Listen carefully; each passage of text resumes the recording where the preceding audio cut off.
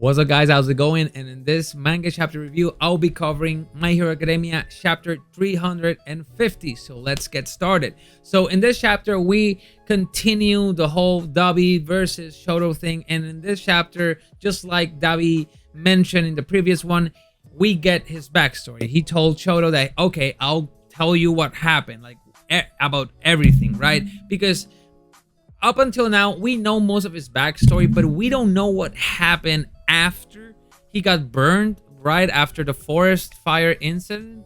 And so we've always wondered, like, why didn't he come back home? Why, who rescued him, right? Like, these are questions that are still left unanswered, and he answers them in this chapter. So the whole chapter is just basically his backstory after the forest fire. And this is where it all starts, right? He starts explaining, like, hey, 0-for-1 came in and saved them. Like, we see a panel of, and I really enjoyed that panel. It looks very cool. The panel of 0-for-1 walking towards Dabi's burnt body. Like, there was not even a hint of skin. He was supposed to die. He was burned to a crisp, right? He was supposed to die right then and there, but 0-for-1 came in, right? And that panel looks very cool. 0-for-1 walking with the fire behind him. Also, the panel at the beginning with Dabi just towering over with his fire over Todoroki looks really cool as well. And the final chapter of Dabi just, like, at this point looking demonic with no skin and just fire everywhere. It looks amazing. That final panel, like, you know, Horikoshi is just a very, very good artist. I've always said so, right? And so it all started when 0-for-1 takes Dabi, takes him to the doctor, you know, that doctor, the famous doctor in My Hero Academia that steals everybody's quirks and does the no moves and gave Shigaraki his upgrades. Yeah, I forgot the name of the doctor, but that doctor, right? And so he nursed Dabi back to health, but it took 3 years. And during those 3 years, Dabi was in a coma. So when he wakes up, he's like, why does my voice sound different? It's because he grew, right? His voice changed. And so after that, he wakes up like in this type of daycare or some shit, right? Nursery for kids like him, which 0-for-1 and the doctor had that daycare so that if Shigaraki at some point, if something happened to Shigaraki, 0-for-1 still had other options for vessels, right? And so that's very interesting. So we get to know that, and it makes sense. He always talked about how, like, he always has a contingency plan. And so it's very interesting to see that he also had a contingency plan for his vessel, and that he also considered Dabi as a vessel. But the problem is that his body was basically useless.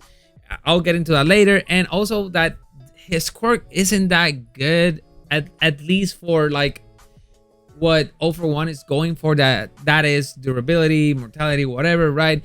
Dabi's quirk will, like, shorten your lifespan incredibly. It will push your body to its limits. And so that's something 0-for-1 just didn't want to have. So he let Dabi go, right? Dabi wasn't, they offered him to stay, you know, like, okay, so stay with us and we'll help you train. But he was like, I'm not gonna train with anybody else. Like, he still, like, had the whole, like, you know, he still has his father in his mind. And I took it like it's that teeny little bit of maybe like respect or you know, that he always wanted his father to acknowledge him, right? So it makes sense that he says, like, nobody else is going to train me except for Dad, right? And it's because he wants the approval of Endeavor, right, his father. And so I found that very interesting. And so Dabi gets out of there, right?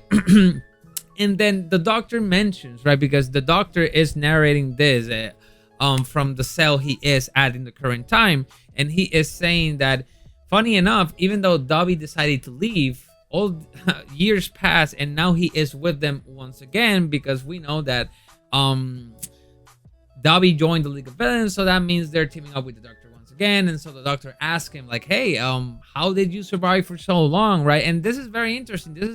Then the doctor says that he then realized that the thing that was keeping Dabi alive, because he stated that even after Dabi woke up, he wasn't supposed to live for more than a month, right? Like, his body is ready to die at any moment. It is, his internal organs were damaged. He can't feel pain anymore.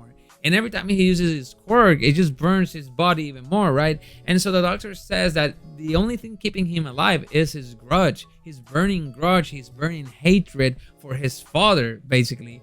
This is what is keeping Dobby alive and tethered to this world. And I found that word interesting, tethered, because when you see his skin, like this is under his eyes, he has like live skin, right?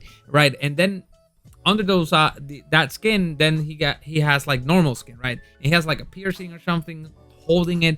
And when the doctor says this, we get a panel that like zooms in to his face, and we get to see like his burnt skin, but we also get to see his normal skin. And I think that that's symbolic, but it also makes sense, because if Dobby is dying currently, and when he woke up he didn't have the burnt eye, so I think that his skin, you know, throughout the years his body is still decaying. So that's like, holy shit. So it's not just an aesthetic choice, it's just because his skin is just failing him at this point.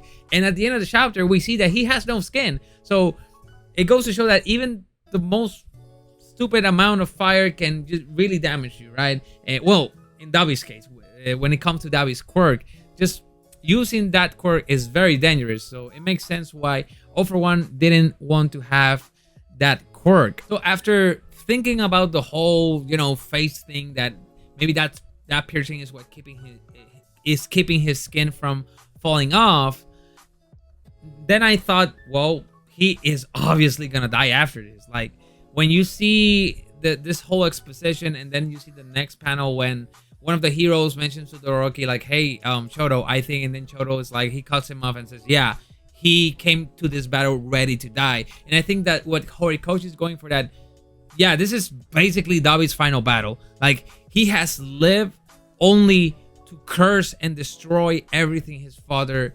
has, or what is important to him, right? Like Dobby is supposed to die after this battle, and especially when you see the final panel, like he has no skin. So at this point, Dobby is going to die, unless we get some eerie kind of, you know, those ex machina bullshit. That can also happen, but I think that for the most part, Dobby is not going to survive this battle, even if he wins. But come on, I don't think he's gonna win. You know, the good guys has to win. But and this is gonna be one hell of a fight. I hope that for the next chapters, we just get this fight. Please don't interrupt this fight for some other bullshit, or, you know, some other fight that really doesn't matter right now. I want to see the whole thing with Dobby and Chodo, just, you know, all the way. Please, just please, right? So I think we're in for a very good fight. I know that in the anime this is gonna look insane, right? This is gonna look insane. I don't want them to censor anything. I want to see Dobby just like that, like burned and, you know, old zombie like. He looks so cool, right? But if he survives this, I don't know what to think. Let's say some bullshit happens, he survives. I don't know what to make of that, honestly.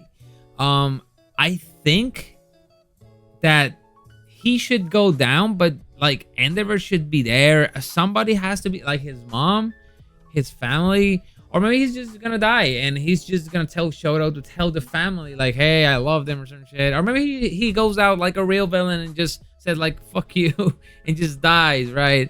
So I don't know what's gonna happen, but I'm really excited. I really enjoyed the chapter. It was very good backstory, very good exposition, not a lot of action, right?